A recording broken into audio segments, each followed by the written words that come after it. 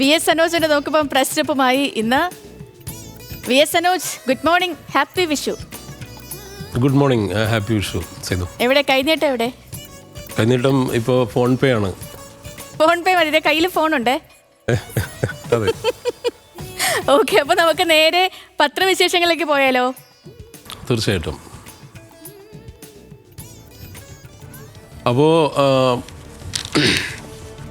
എല്ലാ പ്രേക്ഷകർക്കും ശുഭദിനം ആശംസിക്കുന്നു. ഒപ്പം തന്നെ ന്യൂസ് മലയാളത്തിൻ്റെ വക വിഷു ആശംസകൾ. ഇന്ന് വളരെ പ്രധാനപ്പെട്ട ഒരു ദിവസമാണ്. ഒന്ന് വിഷുവാണ് മലയാളിയെ സംബന്ധിച്ച്.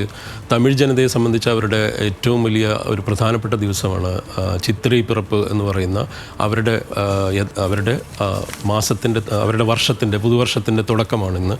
അതുകൊണ്ട് തന്നെ തമിഴ് ജനതയെ സംബന്ധിച്ച്, തമിഴരെ സംബന്ധിച്ച്, മലയാളികളെ സംബന്ധിച്ച് വളരെ പ്രധാനപ്പെട്ട ഒരു ദിവസം എന്ന് തന്നെ പറയാം. ഒപ്പം ഇന്ത്യയെ സംബന്ധിച്ച് ഇന്ന് അംബേദ്കർ ജയന്തിയാണ്. അംബേദ്കറിൻ്റെ ജയന്തി രാജ്യം ആഘോഷിക്കുന്നു. മലയാളി വിഷു ആഘോഷിക്കുന്ന പോലെ, അല്ലെങ്കിൽ ചിത്തിരൈ പിറപ്പ് തമിഴ് ജനത ആഘോഷിക്കുന്നത് പോലെ. ഏതായാലും അപ്പോൾ അംബേദ്കർ ജയന്തിയുടെയും വിഷുവിൻ്റെയും ചിത്തിരൈ പിറപ്പിൻ്റെയും ഒക്കെ ആശംസകൾ നമ്മുടെ പ്രേക്ഷകർക്ക് പറഞ്ഞുകൊണ്ട് ആരംഭിക്കാം. ഇന്ന് പലതരത്തിലുള്ള വാർത്തകൾ, പല പത്രങ്ങൾ, പല തലക്കെട്ടുകൾ നൽകിയ ഒരു ദിവസം എന്ന് വേണമെങ്കിൽ നമുക്ക് പറയാം. കാരണം ഡിഫറൻ്റ് ആയിട്ടുള്ള വാർത്തകൾ വന്ന ദിവസമാണ് ഇന്നലെ. അതിൻ്റെ ഫോളോ അപ്പ് സ്റ്റോറീസ് ഉൾപ്പെടെയുള്ള പത്രങ്ങൾ വലിയ പ്രാധാന്യത്തിൽ കൊടുത്തിരിക്കുന്നു.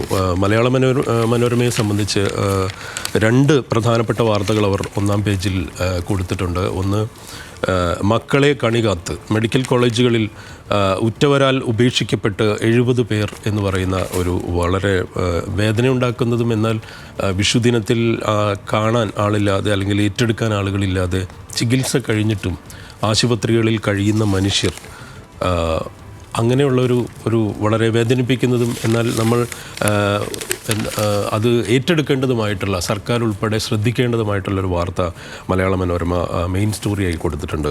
മക്കളെ കണികാത്ത്. കാരണം പലർക്കും ഈ പറയുന്ന ഈ പാരൻസിൻ്റെ അവരുടെ മരണ സർട്ടിഫിക്കറ്റ് മതി, പിന്നെ സ്വത്തുക്കളും എന്ന് പറയുന്നുണ്ട്.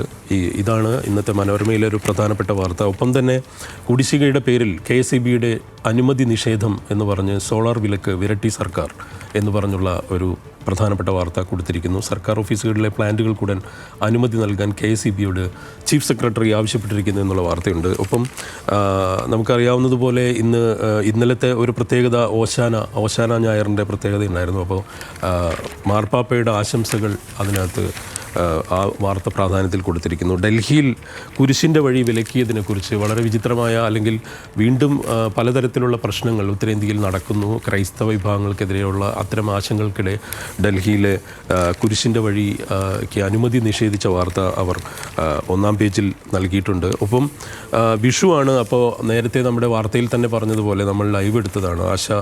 ആശമാർക്ക് വിഷുക്കണി ഇന്ന് സമരപ്പന്തലിൽ എന്ന് പറഞ്ഞുകൊണ്ട് മലയാള മനോരമ കൊടുത്തിരിക്കുന്നു. അവർ സമരം നടത്തുന്നു. ഒപ്പം തന്നെ അവർക്കിന്ന് വിഷുവാണ്. അപ്പം വിഷു ആഘോഷവും അവർ നടത്താൻ തീരുമാനിച്ചിരിക്കുന്നു എന്നുള്ള ഒരു വാർത്തയുണ്ട്. ഒപ്പം ഇന്ന് രസകരമായ മനോരമ കൊടുത്തിട്ടുള്ള ഒരു കാര്യം എന്ന് പറയുന്നത്, അഡോളസൻസ് എന്ന് പറയുന്ന വളരെ അധികം ലോകത്ത് ചർച്ച ചെയ്യപ്പെട്ടുകൊണ്ടിരിക്കുന്ന ഒരു വെബ് സീരീസിൻ്റെ അതിനകത്തെ നായകനായിട്ടുള്ള കൗമാരക്കാരനെ അവതരിപ്പിച്ച നായകൻ അത് കണ്ടിട്ടില്ല എന്നുള്ള ഒരു കൗതുക വാർത്ത, വെളിപ്പെടുത്തലുമായി സീരീസിലെ നടൻ ഓവൻ കൂപ്പറിൻ്റെ ഒരു വളരെ രസകരമായ വാർത്ത. നായകനാണ്, പക്ഷേ അഡോളസൻസ് കണ്ടിട്ടില്ല എന്ന് പറയുന്നത് കൊടുത്തിട്ടുണ്ട്. പിന്നെ നമുക്ക് എടുത്തു പറയാവുന്ന ഒരു കാര്യം, US-ൽ ഇന്ത്യക്ക് നേരിയ മേൽക്കൈ എന്ന് തുടങ്ങിയ ഈ റെസിപ്രോക്കേറ്റ് ടാരിഫ് എന്ന് പറയുന്ന ട്രംപിൻ്റെ പുതിയ പകരച്ചുങ്കത്തിന് എതിരായിട്ടുള്ള മറുപടി, ചൈന ഉൾപ്പെടെയുള്ള രാജ്യങ്ങളുടെ മറുപടിയും അത് സംബന്ധിച്ച ക്രൈസിസുകളെക്കുറിച്ചും അതിൻ്റെ ഒരു കാർട്ടൂൺ സഹിതം മലയാള മനോരമ കൊടുത്തിരിക്കുന്നു. സ്പോർട്സ് പേജിൽ എനിക്ക് ഒരു രസകരമായി തോന്നിയൊരു കാര്യം, ഇന്നലത്തെ കരുൺ നായരുടെ പ്രകടനമാണ്. ഇന്നലത്തെ IPL-ൽ മുംബൈക്കെതിരെ ഡൽഹി വിജയിച്ചതിനെക്കുറിച്ചും കരുണിൻ്റെ പ്രകടനം 40 പന്തിൽ 89 റൺസ് എടുത്തതിനെക്കുറിച്ചും മനോരമ പ്രാധാന്യത്തോടെ കൊടുത്തിരിക്കുന്നു.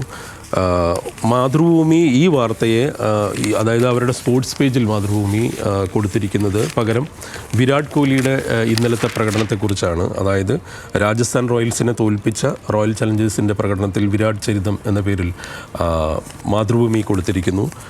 പക്ഷേ എനിക്ക് തോന്നിയൊരു കാര്യം, ഇന്ന് കരുൺ നായരുടെയാണ് കൊടുക്കേണ്ടിയിരുന്നത്. മനോരമയാണ് അത് വളരെ ഉചിതമായി ചെയ്തത്. കാരണം ഈ വിരാട് ചരിതം എന്ന വാക്ക് പോലും പലതവണ ഉപയോഗിക്കപ്പെട്ട അതാണ്. മറ്റൊന്ന് കോഹ്ലിയുടെ പെർഫോമൻസിൽ ഇനി കൂടുതൽ ആ പെർഫോമൻസിനെ എടുത്തു പറയാൻ വേണ്ട കാര്യമില്ലാത്ത തരത്തിൽ അദ്ദേഹം വളരെ കൺസിസ്റ്റൻസി ഉള്ള ഒരു പ്ലെയറാണ്. മാതൃഭൂമി ഇന്ന് പ്രധാനപ്പെട്ട ഒന്നാം പേജ് വാർത്ത എന്ന് പറയുന്നത് കേന്ദ്രത്തിൻ്റെ രാഷ്ട്രപതിക്കും ഗവർണർക്കും ഉള്ള സുപ്രീം കോടതിയുടെ അധികാരം സംബന്ധിച്ച ഇടപെടലുമായി ബന്ധപ്പെട്ടുള്ള സുപ്രീം കോടതിയുടെ ഉത്തരവിനെ കുറിച്ചുള്ള കേന്ദ്രം അതിന് എതിർപ്പ് പ്രകടിപ്പിക്കുന്നു എന്നുള്ള കാര്യം. അതായത് ഭരണത്തിന് ഗവർണർ തടസ്സമാകരുതെന്ന് സുപ്രീം കോടതി പറഞ്ഞതിന് ബദലായി അതിലുള്ള അവരുടെ വിയോജിപ്പിനെക്കുറിച്ചും ഒക്കെ തന്നെയാണ്. മറ്റൊന്ന് ഏറ്റവും പ്രധാനപ്പെട്ട രാജ്യത്ത് നടക്കുന്ന ഒരു ഇന്നത്തെ ഈ ദിവസങ്ങളിലെ സംഭവം എന്ന് പറയുന്നത് മുർഷിദാബാദ് അടക്കം ബംഗാളിൽ നടക്കുന്ന വലിയ അക്രമ സംഭവങ്ങളും പ്രതിഷേധ പരമ്പരയുമാണ്. വഖഫ് ബില്ലുമായി ബന്ധപ്പെട്ട് അതിനെക്കുറിച്ച് വളരെ വിശദമായ വാർത്ത മാതൃഭൂമി കൊടുത്തിട്ടുണ്ട്. അവർ ഉൾപേജിലും അത് സംബന്ധിച്ച് മുർഷിദാബാദ് എരിയുന്നു എന്ന മട്ടിൽ ഉൾപേജിൽ വാർത്ത നൽകിയിട്ടുണ്ട്. ഇത് ഒരു പ്രധാനപ്പെട്ട സംഭവമാണ്. കാരണം ഇന്ന് കേരളത്തിൽ ഈ വാർത്ത ഇപ്പോഴും വലിയ പ്രാധാന്യത്തോടുകൂടെ ചാനലുകൾ നൽകുന്നില്ല എന്ന് എനിക്ക് തോന്നിയിട്ടുണ്ട്. കഴിഞ്ഞ ദിവസങ്ങളിലെല്ലാം നമ്മൾ ശ്രദ്ധിച്ചപ്പോൾ കണ്ട ഒരു കാര്യമാണ്. അത് വലിയ പ്രശ്നം അവിടെ നിലനിൽക്കുന്നുണ്ട്, അതിക്രമങ്ങൾ നിലനിൽക്കുന്നു. ഈ ഒരു വാർത്തയ്ക്ക് ഇനി വരും ദിവസങ്ങളിൽ വലിയ പ്രാധാന്യം ഉണ്ടാകും എന്ന് തന്നെ നമുക്ക് കരുതാം. ഹിന്ദുവിൽ ഇത് തന്നെയാണ് പ്രധാനപ്പെട്ട വാർത്ത. ഹിന്ദു പത്രത്തിൽ ഈ പറയുന്ന മുർഷിദാബാദിൽ നടക്കുന്ന ഒരു സംഘർഷവുമായി ബന്ധപ്പെട്ട് തന്നെയുള്ള വാർത്തയാണ് മുർഷിദാബാദിലുള്ളത്.